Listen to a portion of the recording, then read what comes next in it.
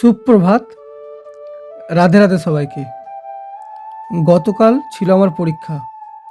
উপোসের পর ক্লান্ত শরীর নিয়েও থামেনি। আজ 17তম দিনে শরীর একটু হালকা, কিন্তু মনের ভিতরে একটা প্রশ্ন, আমি কি সত্যি বদলাচ্ছি? আমরা অনেক সময় ফল দেখতে চাই খুব তাড়াতাড়ি, কিন্তু সত্যি কথা হলো পরিবর্তন চোখে পড়ার আগে ভেতরে শুরু হয়। শিবজি তপস্যা করেছিলেন বছরের পর বছর, কখনো তাড়াহুড়ো করেননি, কারণ তিনি জানতেন স্থিরতা মানেই শক্তি।